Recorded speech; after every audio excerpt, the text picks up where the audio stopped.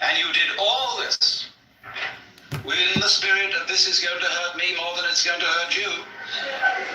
In the spirit of a surgeon who is very, very sorry indeed that he has to make you undergo this extremely painful operation. But it is in your best interests, and there really is at least a 50-50 chance that you may survive.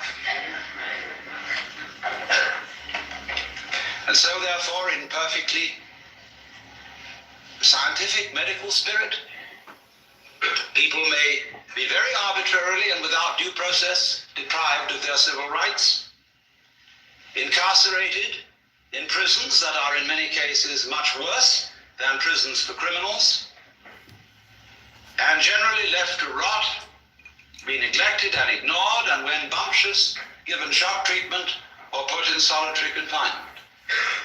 For what? Because they have unorthodox and heretical states of consciousness. Hermes in the house. Oh my God, I knew. Cabrón, yo soy de mexicano y ahora para el futuro solamente. ¡Vámonos! Oh, wrong button, sorry. That was a bummer. I just want to do something funny, but that was not funny. Wrong button. Hey, homies, so, you want to speak with the audience about things? Well, I will say this, that I agree with a lot of what you already said, right? And, but I do want to, I think that scientists are finally starting to admit to themselves. A lot of these people are not dangerous until provoked into being dangerous by being ignored, by being treated as machines, and in generally defined as non-human. And if you are defined as non-human, there's precious little you can do about it. Because everything you say that sounds human will be taken as a kind of utterance of a mechanical man, as imitating humanness out of lunatic cunning. You will be suspicious. Everything you say will be listened to in a different way and with different ears. And you will have one hell of a time talking yourself out of it. Because there really are no rules as to what one must do when incarcerated for having unorthodox consciousness. There is no clear road. Care instructions for my Gatsby. My gazpacho. Mr. Henry Chicken. Mr. Dirty Boy. Miss Attention.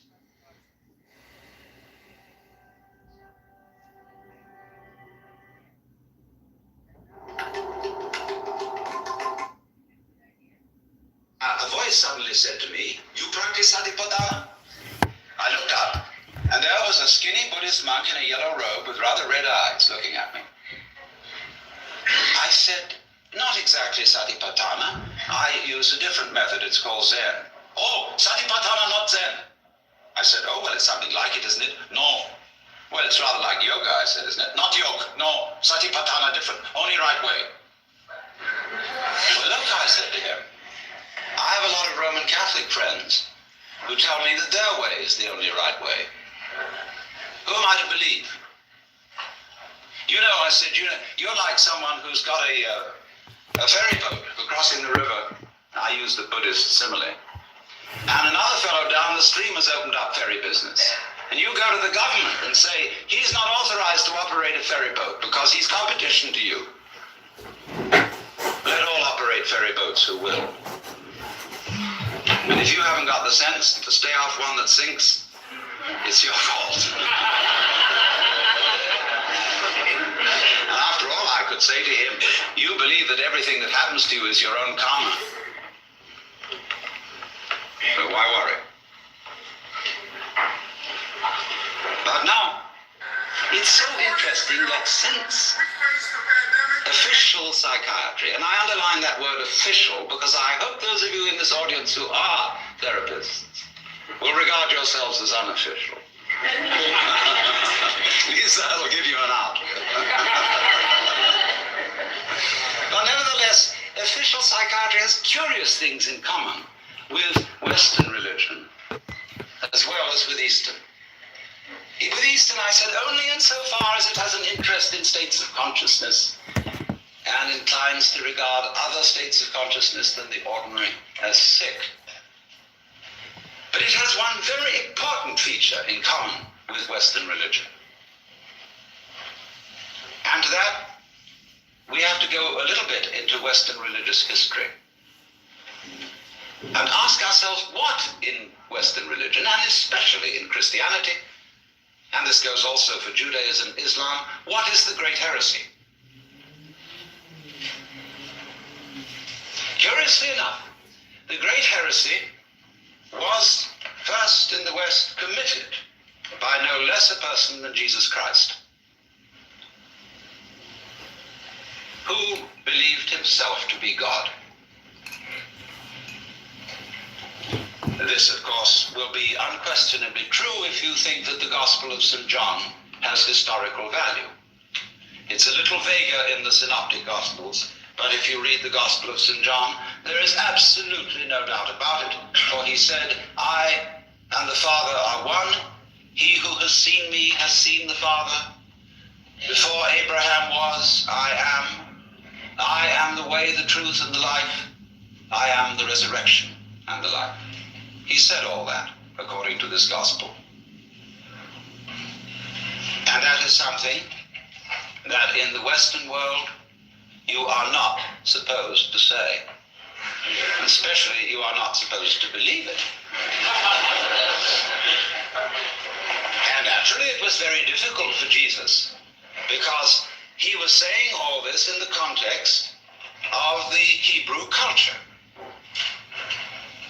And he tried to find language in the Hebrew scriptures with which to express his state of consciousness, because he had an unusual state of consciousness. As I read it, he had cosmic consciousness, otherwise known as mystical experience, otherwise known as moksha, nirvana, bodhi, satori, vana elvana, or what you will. And that happens to people. It has happened as far back as we know. It happens all over the world and in all cultures. We don't know very much about it. We don't really know ways in which to make it happen, because it seems to be of the nature of it that it is a spontaneous surprise. But it unquestionably happens. And most people keep their mouths shut about it when it does. I had a friend who, in the middle of having a stroke, had this illumination. And he said to me, I fear to speak to my friends of this, but it was the most beautiful experience. I shall never be afraid of death. In fact, I recommend everyone to have a stroke.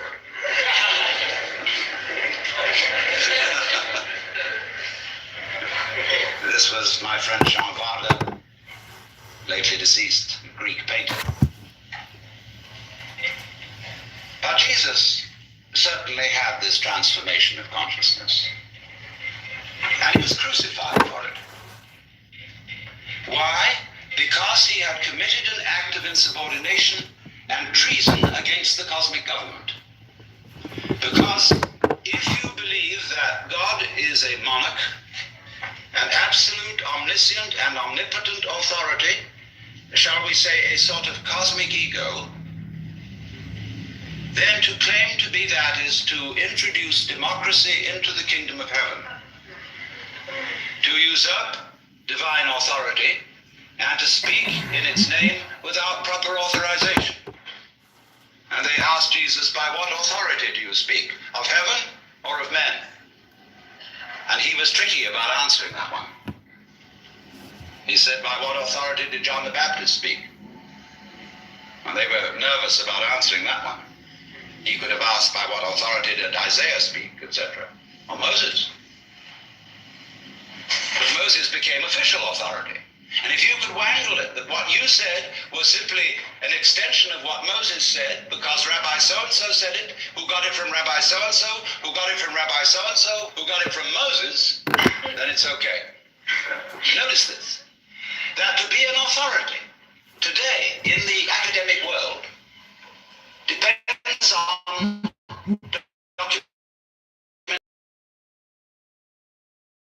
You must put in your footnotes. And the more the footnotes, the more the authority, obviously. So, our dissertations tend to be books about books, about books, about books. And our libraries multiply by mitosis.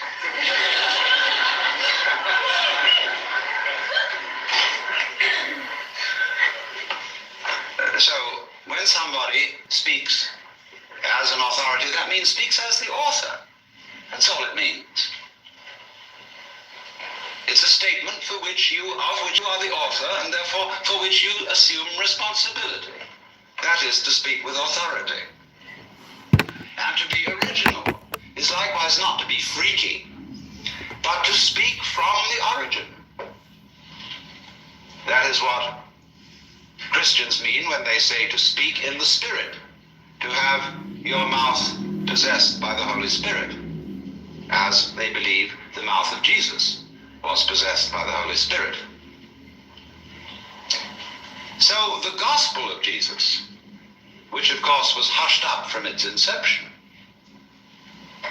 was that wake up everybody and find out who you are.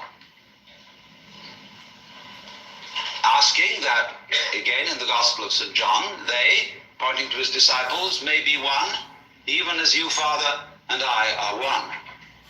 And when he was accused of blasphemy, the Jews took up stones to stone him, you know.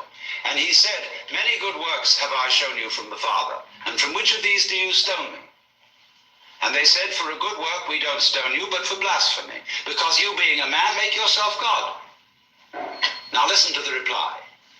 He said, is it not written in your law, I have said ye are gods? And if that is what the scripture says, it can't be denied. So why do you tell me I blaspheme because I say I am a son of God? No answer. Because I said I am a son of God. It doesn't say that in your King James translation. It says I am the son of God. And you'll see the italicized, and you will think that that is for emphasis if you don't realize that passages in italics in the King James Bible are interpolations by the translators. So, son of, in Hebrew and in Arabic, means of the nature of. When we call someone a son of a bitch, we mean bitchy. And so if you call someone a son of God, you mean divine. Of the nature of God. As the Nicene Creed subsequently defined it, he is of one substance with the Father. But what happened was that this being blasphemy for the Jews, it became blasphemy for the Christians, for anyone else than Jesus to say it. They said, okay, baby, it was so with you, but there it stops. No more of this business. And as a result of that, Jesus was made irrelevant by pedestalization, by being kicked upstairs. Oh, wow.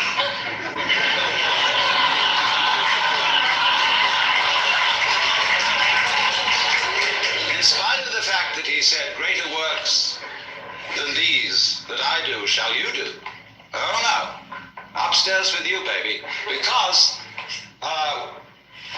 we just can't have that sort of thing going on in a monarchical universe. We're not going to have democracy in the kingdom of heaven.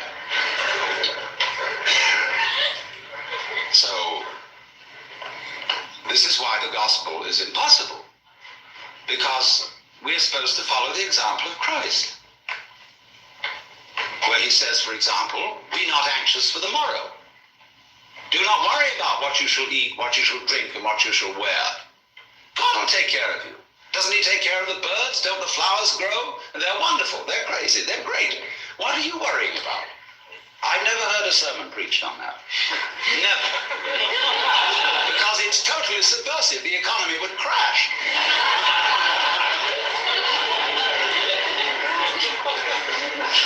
So they say, oh yes, that's all very well, but he was the boss's son.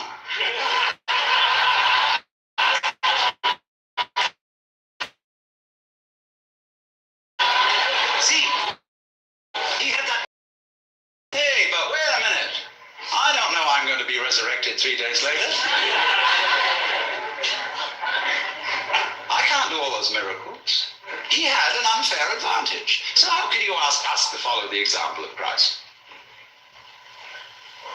But supposing he didn't have an unfair advantage,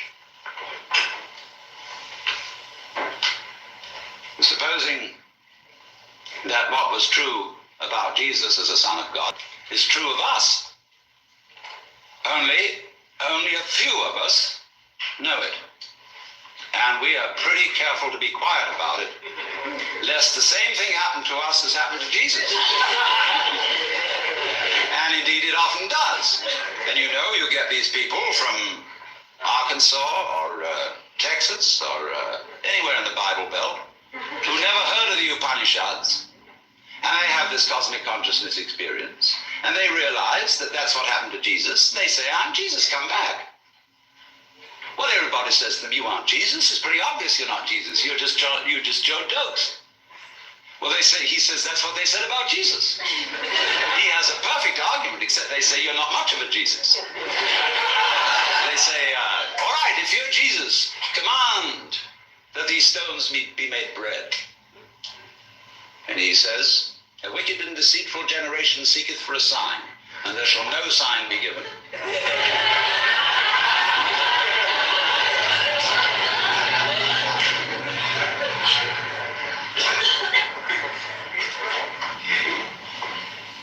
Now, why talk about this? Is it interesting? Is it important for the human being to realize that in some sense of the word, whatever it means, he is God or one with God, as is plainly taught by the Hindus, hinted at by the Buddhists, only they don't like to put it out as a concept, in case people will use the concept as an idol to hang on to. They want you to find out for yourself and not believe in it. And certainly the Taoists understand it, the Sufis understand it, a lot of people understand it. But so what? Well, the importance of it is this, that to know that you are God is another way of saying that you feel completely with this universe. You feel profoundly rooted in it and connected with it. You feel, in other words, that the whole energy which expresses itself in the galaxies is intimate. It is not something to which you are a stranger, but it is that with which you, whatever that is, are intimately bound up. That in your seeing, your hearing, your talking, your thinking, your moving, you express that which it is which moves the sun and other stars.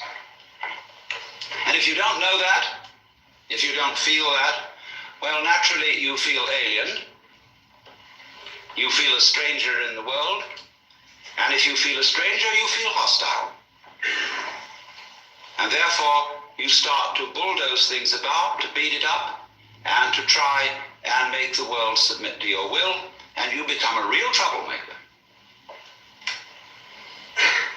So I feel also one reason why you become hostile is that feeling that you were just brought into this place, that your father and mother went up to some monkey business that they probably shouldn't have done, or it was bad rubber goods, and as a result of this, here you are, and you didn't ask to be here.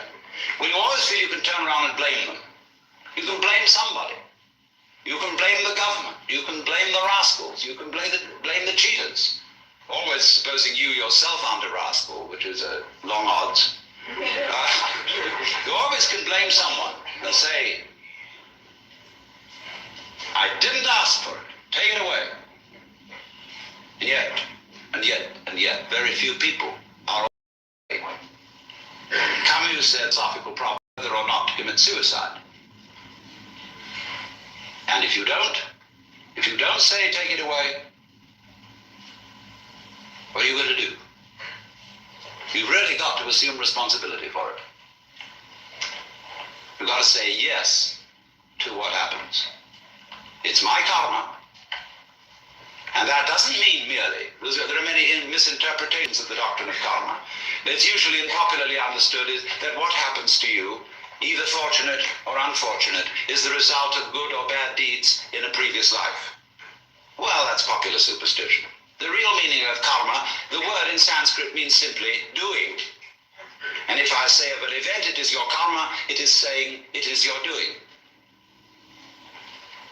So the exposition book which would expound karma would be not so much a whodunit as a youdunit. Now that seems fantastic. Now therefore what I propose we do is that we, instead of just ideologizing, we have a clinical experience.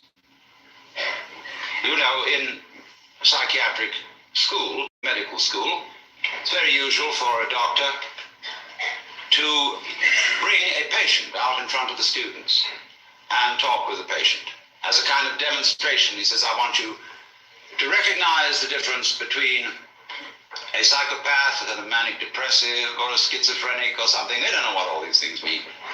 And especially the schizophrenia. And so he has a dialogue with the patient right there.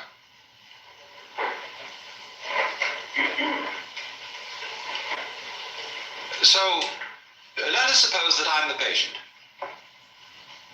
and you are the students and the doctors. And I suffer from what you would call the delusion that I'm God. And therefore, you might want to do something about me, or with me, or humor me, or ask me questions. And so I'm perfectly willing to submit to your examination and your treatment, and invite you to help yourselves. Now, when did you become God? Now? Will you marry me? No.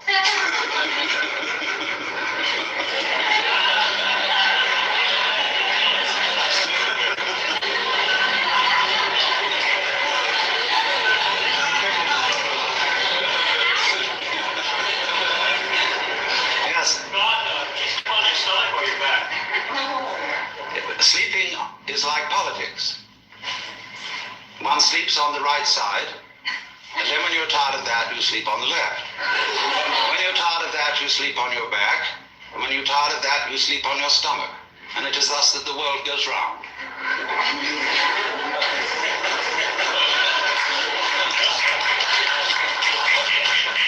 you were God now, what were you yesterday? Now, How will you become God?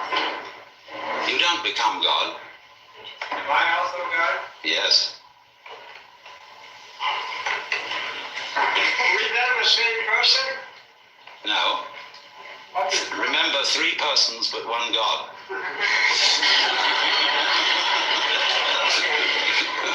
God, can you tell us a little about Satan? Could I tell you a little bit about Satan? Yes. Although the matter is a little esoteric, but I told you all about it in the book of Job, where you will see that in the court of heaven, Satan is the district attorney. He is not, as Christians imagine, the enemy of heaven and the enemy of mankind. He's merely the person who sees the bad side of things and carries out the dirty work.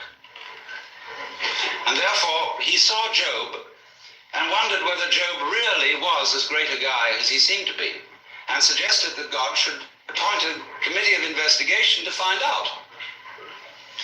And the committee did its work very thoroughly, but the case went against Satan because it was proved in the end that Job was an honorable man. Now you notice that although we pay the salary of the district attorney, whenever there's a great criminal case before the public eye, people begin to take the side of the underdog. And the prosecutor always has less public sympathy than the defense, except in political trials. On the right hand of God, and you know the defense is always on the right hand of the judge in court, is our only mediator and advocate, which is a phrase referring to Jesus Christ our Lord. So there is the defense and there is the prosecution. And it is the function of Satan to be the prosecutor. There's a good deal more to it than that, because before all this started, as in a stage play, there was an arrangement in the green room before coming on stage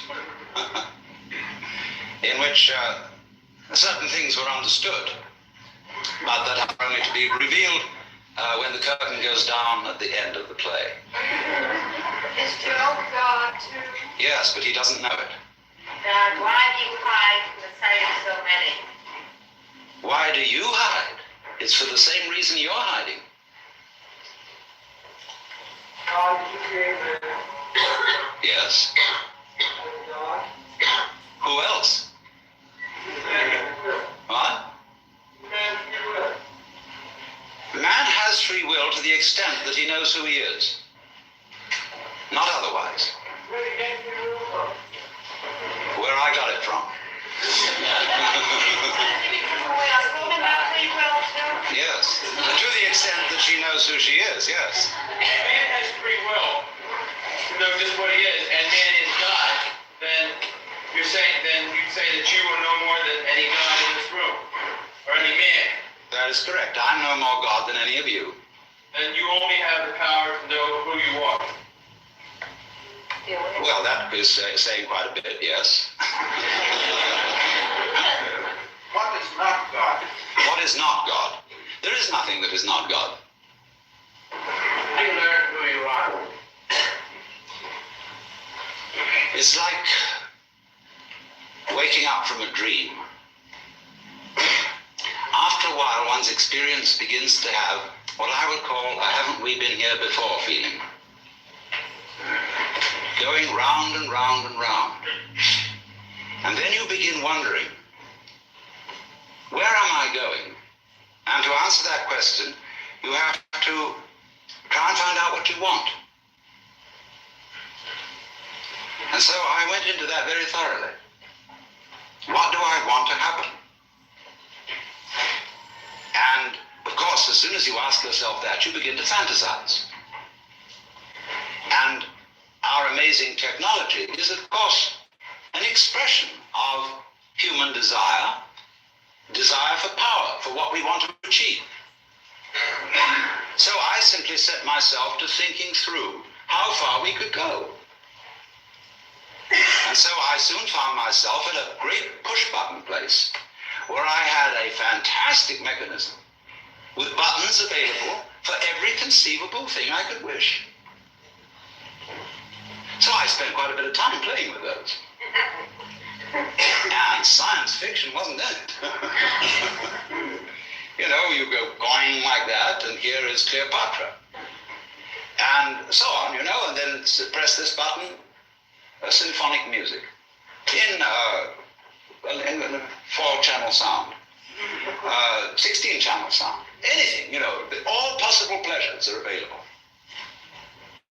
And when, you know, you're like everybody's dream of the Sultan in the palace, you suddenly notice there's a button labeled surprise. You push that, and here we are.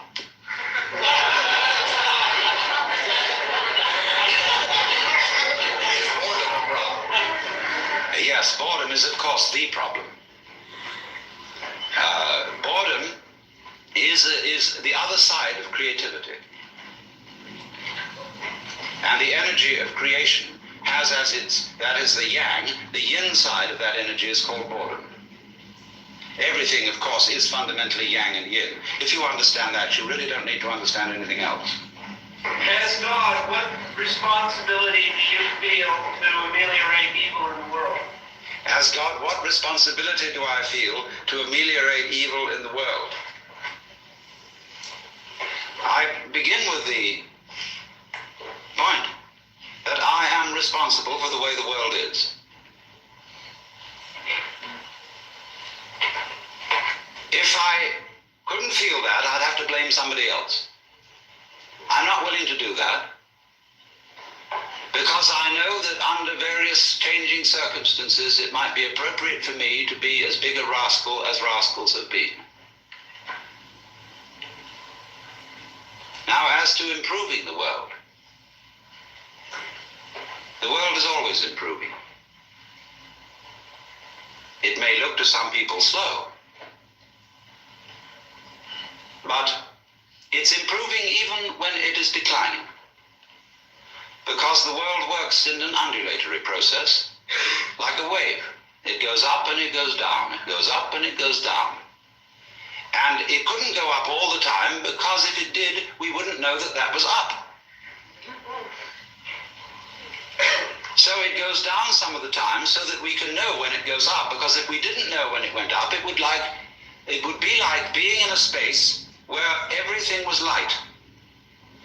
There'd be nothing to write home about. There would be no black marks on the space, and so it would be like a piece of perfectly empty paper. Similarly, to be in a completely black space would also be a kind of unconsciousness with nothing to write home about, because there'd be nothing would make any difference. So therefore, if you're going to have black, you won't know that it's black unless you have some white, and if you're going to have white, you won't know that it's white unless you have some black. Why do you teach us all to love one another? Because if we get to that point, there won't be any of these ups and downs. We'll have to tell you. Correct, but that's not a teaching, it's a koan. A koan. A koan is a Japanese word for a spiritual problem used in Zen Buddhism, such as, what is the sound of one hand? And these problems are given to those who ask questions concerning their spiritual development. And sometimes, as St. Paul pointed out, commandments are given not in the expectation that they will be obeyed, but in the expectation that they will reveal something to those who hear them. That was St. Paul's comment on the whole Mosaic law. Yes, sir. If we accept these, What? if we accept these, try to see that we are all God. Yes. One of the hereafter. Is there a heaven? Is there a purgatory? Is there a hell? The hereafter is, of course, now. Because if you will examine it closely, there is no when else than now. And if you want to make hell of it, you can make hell of it. If you want to make heaven of it, you can make heaven of it. Purgatory, purgatory. It's all here. Always was, always will be. Death. What is death? Death is an undulation in consciousness. How would you know you were alive unless you had once been dead? Yes. God, the same way that Jesus did the will of God, why was it unnecessary for him to have material possessions and necessary for you? It wasn't unnecessary for him to have material possessions. They said of St. John the Baptist that he was an ascetic, but of Jesus, this man consorts with gluttoners and wine-bibbers and comes eating and drinking. And when the lady Mary poured precious ointment on his feet and anointed him, they said the same thing that the members of the vestry say to the minister today. Why this great expense? Couldn't it all have been sold for much money and given to the poor? Everybody's a problem. It is a problem, sure. But you see, in many ways, when you get down to these very deep ethical problems, where there sure is no easy decision one way or the other, you must look at the problem from the point of view of an artist. Which way of doing this is in some sense greater? It may be better to go off with a bang than with a whimper. Let me see. Are you God all the time? I mean, consciousness all the time. There is no time, my dear. It's always now. During every event in space-time. At every precise moment in Oh, consciousness, are you yes, if you put it consciously that way, of course. God? You are consciously God as an experiencing unit on this plane of... Wait a minute, consciously, not necessarily, because that would spoil the fun. That's what I'm asking. If you press button surprise, you'll press the button so that you forget who you are. Right, so that you don't always know the answers to a given problem. Yes, that's perfectly true. This is called, in the Bible, kenosis. In St. Paul's epistle to the Philippians, he says, "Let this mind be in you, which was also in Christ Jesus, who, being in the form of God, thought not equality with God a thing to be grasped, but humbled himself, and made himself of no reputation, and was found in fashion as a man, and became obedient to death. And so you get from this the kenotic theory of creation, held by some of the Greek fathers, that the creation of the universe is the self-emptying or self-forgetting of the Godhead. Yes, I think it's your turn now. How does your concept of the creation of evil so that man could see how good it is differ from the old story of a man beating his head against the wall so he could feel how good it is and stuff? It's really rather like it. Because the universe is fundamentally a system which creeps up on itself and then says, boo. And then it laughs at itself for jumping.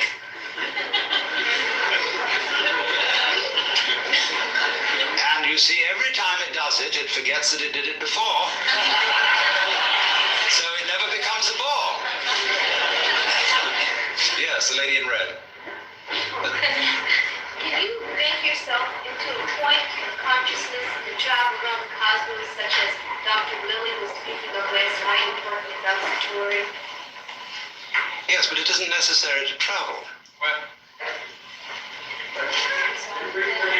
The question is, can I make myself into a point of consciousness and travel around the cosmos and see things from all sorts of places? I say, yes, but it isn't necessary to travel. One is already there.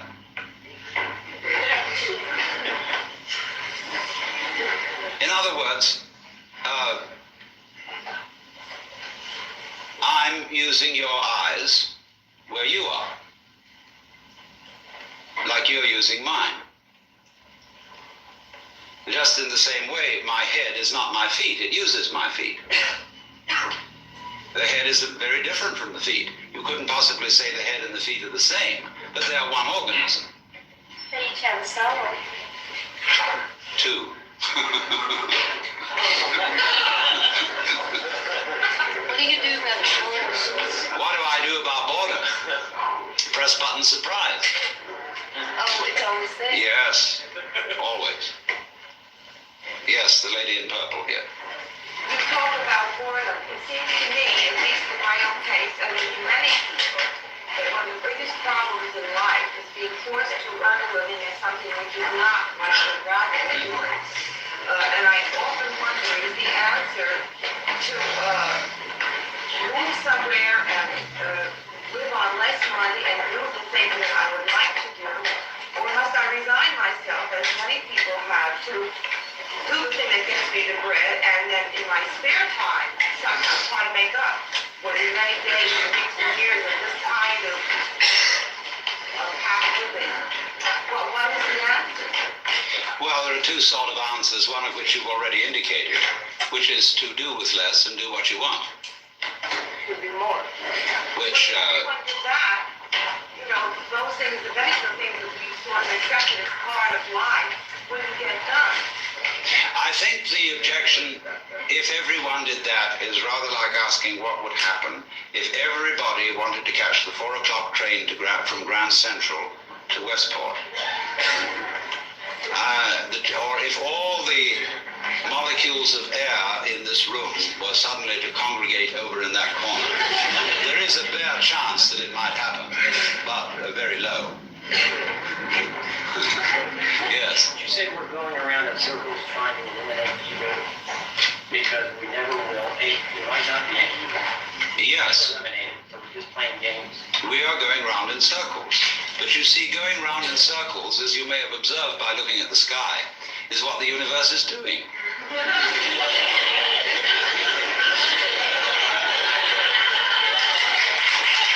You see, before, As long as we recognize we're going around in circles, we're all right. yes. Yes, that's the thing, it's a dance. And when you dance, you don't dance to get somewhere.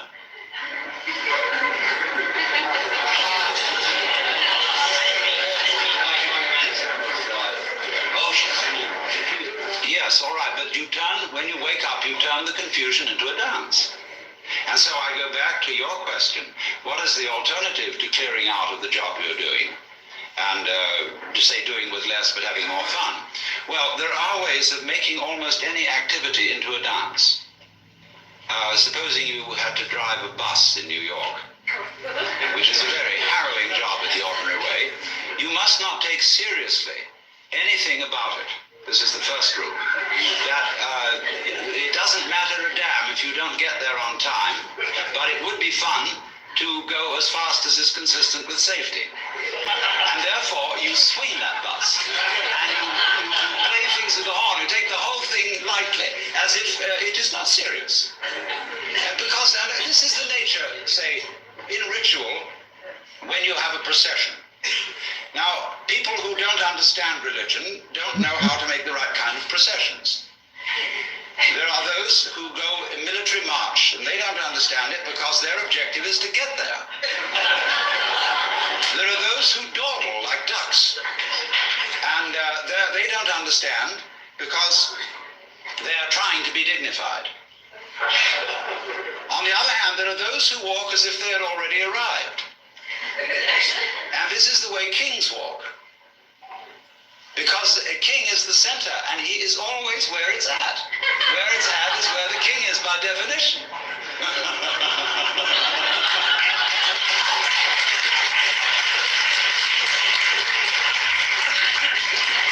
So, if you work in this way, people who are practicing meditation take up monotonous things for fun. And meditation is supposed to be fun. I hope John Lilly told you that this morning. Where you say you're going to do Om Mani Padme Hum. Om Mani Padme Hum, Om Mani Padme Hum, Om Mani Padme Hum. You know, you can really have a gas thing. And so that anything monotonous can be treated in the same way. This is one of the ways of overcoming boredom. Because boredom's the great problem for energy. See, energy is always on the go. Yes, sir. Yes, the gentleman in the white shirt. Does it bother you to be called mythic? Sometimes by people who are like the idea of your existence. Mythic? No. Mythic is a great word. The question is, does it bother me to be called mythic? No. Myth is very powerful. Myth is fun. Myth is stories told to children. Everybody loves them. Yes, sir. What? Is God omniscient? Well, it depends what you mean by the word. A lot of people think that omniscience is like knowing everything that's in the Encyclopedia Britannica. That's not omniscience, that's intellectual elephantiasis.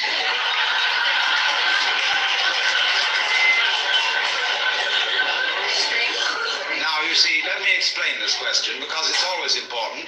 And when anybody announces that he or she is God, people say at once, well, will you tell us in millimeters the height of Mont Blanc? When I say look it up in the encyclopedia, it's there. The thing is this. What we ordinarily call knowledge is the translation of life into words. And that is a very cumbersome process because if we had to translate the process into words every time we took a breath, we'd never get around to it. It takes so long to describe and think through the whole physiology of breath. Therefore, we do it without thinking about it. And I find that I'm shining the stars in just the same way. I mean, if you want it in words, it's going to take us a long time to get through them because words are strung out in a line. Then I sense that eternally we are, and we are all gods. How come as a God, since you were saying we are all gods, and therefore I am God, how come I find such difficulty in recognizing, understanding, or finding this tranquility within myself? If you are God, how do you find such difficulty in finding peace and tranquility in yourself? That's because you're looking for it away from the place in which you are. You are seeking it apart from the experience which you have at this moment. And you are regarding that experience and saying, that's pretty lousy, I'd like something better than that. But the trouble with that is that it splits you in two pieces.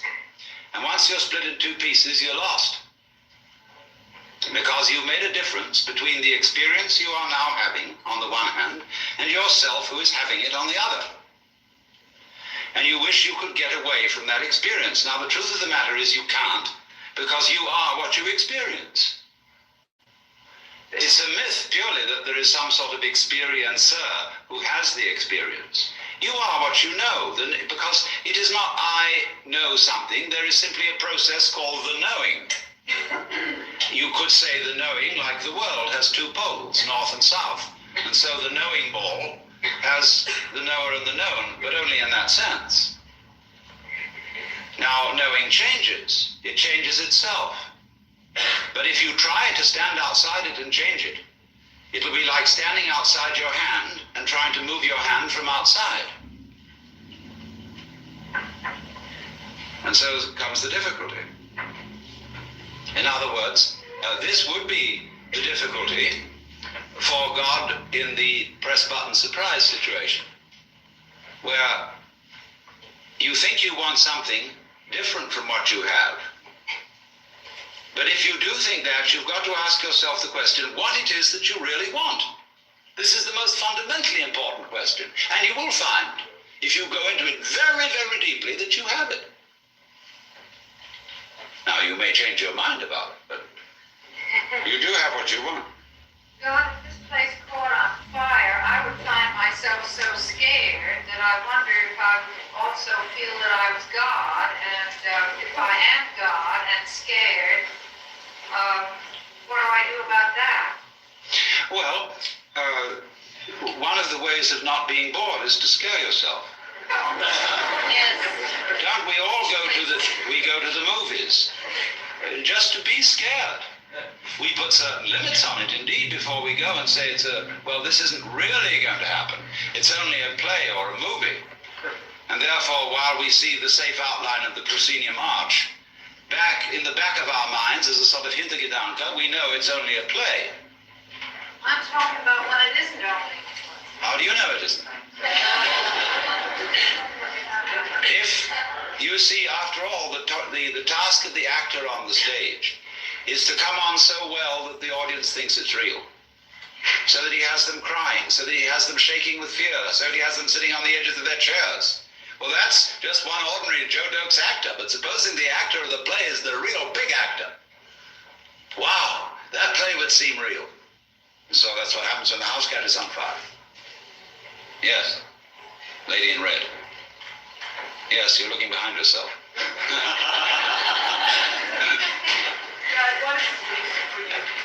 What is sleep? The seventh day. What? When is the seventh day? When you sleep. Yes. Yes, God. The only reason I know that I'm God is because I take the responsibility for it. Yes. Doesn't that answer the lady's question about the fire? Oh, yes, that also would answer it, yes. It's a question of taking responsibility for what happens. What happens if you don't do anything about it? If I don't do anything about the world? The boredom. The boredom. What's the root of it? Well, that's another way. That's another way. You can explore boredom. You can bore into boredom. And watch it. Sometimes when you're bored, that's the only thing to do. Because even for God, you can't lift yourself up by your own bootstraps.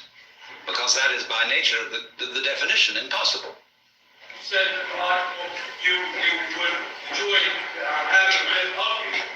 Yes, I think that would be fun. I mean, why else does one go on stage except to make myths? What? Yeah. Excuse me, what did you say? What is my motivation for going on the stage? That is like asking, why is there a universe? Well, now, if you listened to George Leonard last night, George Leonard explained how children were befuddled by being taught to ask why about everything. Because you always look away from what you're asking about to its antecedents, and that won't lead you anywhere at all. Why am I here? And I answer that question. Then somebody says, well, why that? And then somebody says, well, why that? Why that? Why that? And you get back and back and back, and eventually you get tired of answering. And so fathers, when their children say, why, Daddy? Why? They say, oh, shut up and eat your lollipop.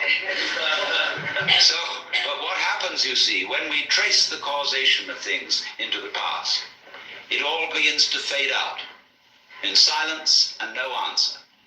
Why? Because it didn't begin there. The universe begins now. It didn't begin in the past. And the past trails back from now like the wake of a ship. If everything is God and there's no time except now, what is the role of chance? If everything is God and there is no time except now, what is the role of chance? Chance pairs with order. We'll say randomness, we'll call it, and it pairs with order. And it is part of the nature of order. If you know what you mean by order, you know that you mean contrast with randomness. And if you know what you mean by randomness, you know that you mean contrast with order. So if you want to have order, you must have randomness, and vice versa. Yes? Did you have this much charisma before you discovered your true nature? Yes, but it came out in a different way.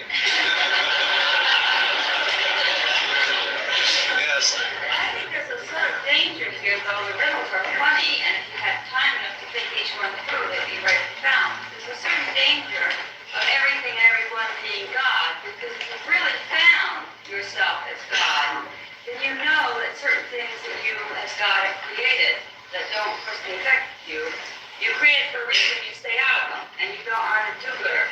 But if you think you're God, and then you try to go into too much social action and change the evils of this world, you end up hurting yourself and a lot of people, and you're playing God and you're not really being God. Well, I admit to you, my dear, that this is a very, very dangerous conversation. And that I thoroughly agree with, but we didn't come here, did we, to play it safe? All profound ideas and profound questions are dangerous.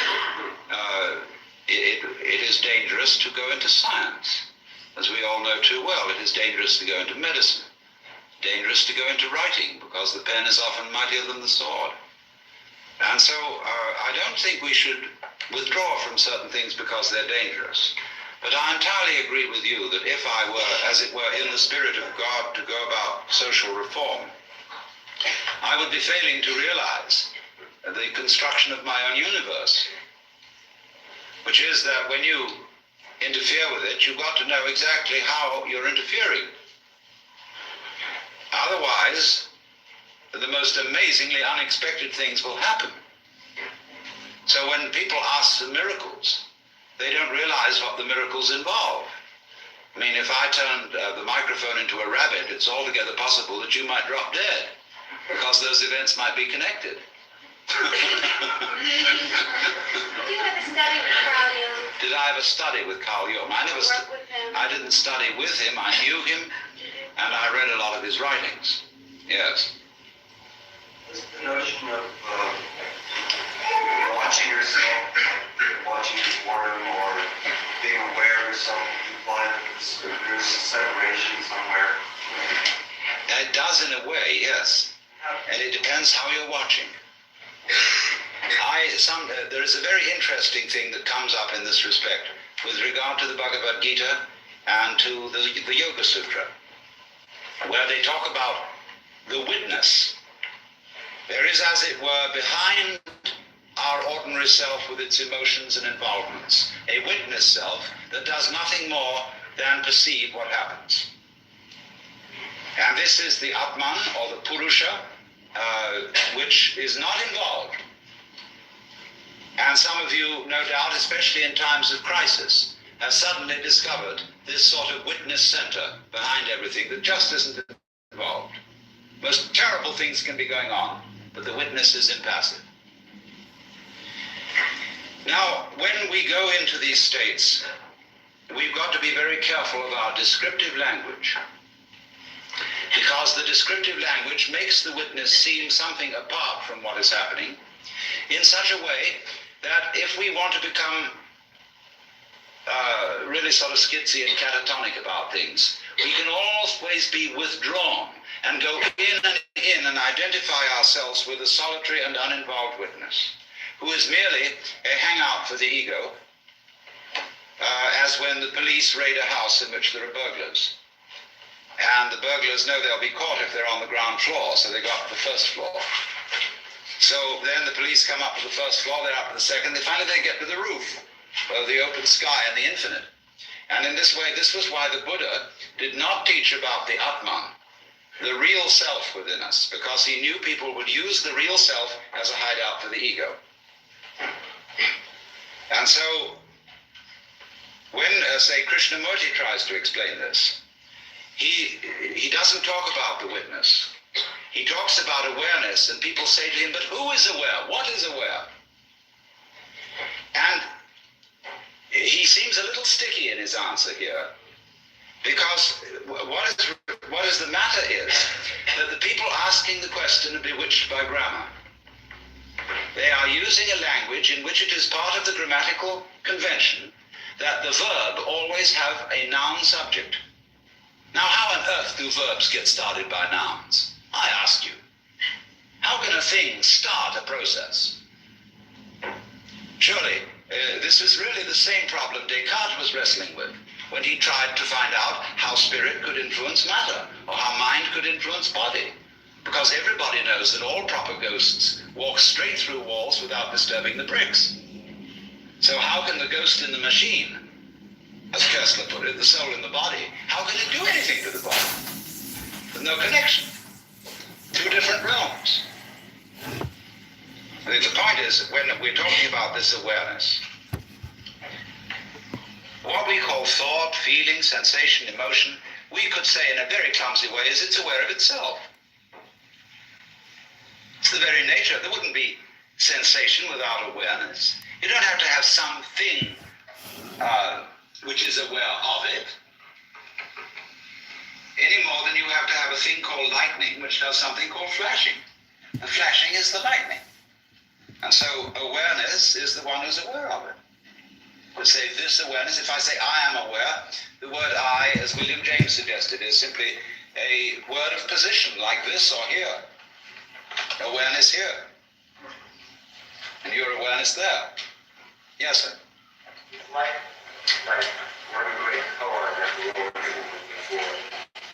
Yes, life is like one great koan.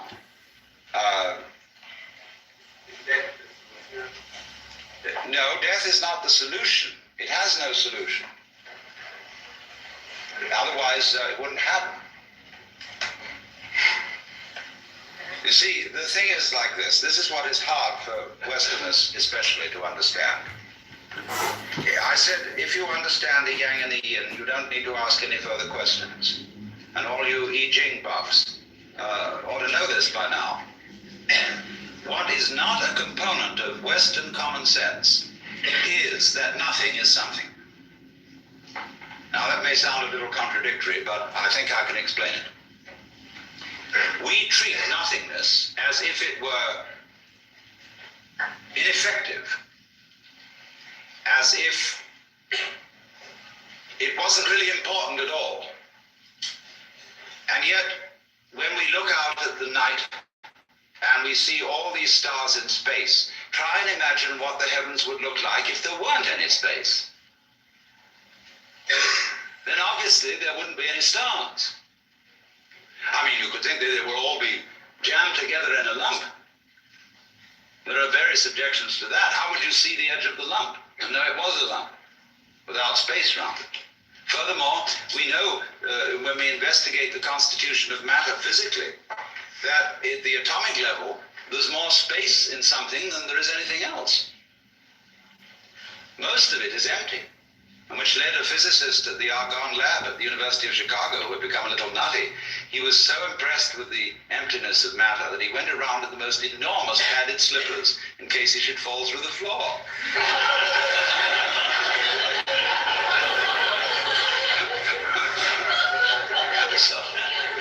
So now what the point I'm making is this. If space is essential to solid, that nothing is essential to something. If you can't have something without nothing, it means nothing is pretty powerful stuff. Because something comes out of it. Like that. It's a dogma of Western thought, expressed in the Latin phrase, ex nihilo nihilo fit. Out of nothing comes nothing. But that's not so. Out of nothing comes something. Now you would say, well, if something comes out of nothing, there must be some kind of mystery inside nothing. It must have a secret structure of some kind. I mean, there must be sort of electrical goings on. This is the trouble they have about cosmology. How could this world generate? Could it just be out of free-floating hydrogen? No, it is a much simpler idea than that. It comes out of real, solid nothing. It's so simple.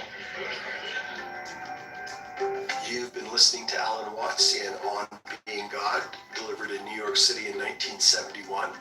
It's from our Philosophy and Society series, and to download this and other similar recordings, please visit alanwatts.org. Today's broadcast was brought to you by the Ram Dass Be Here Now podcast network. Thanks for listening.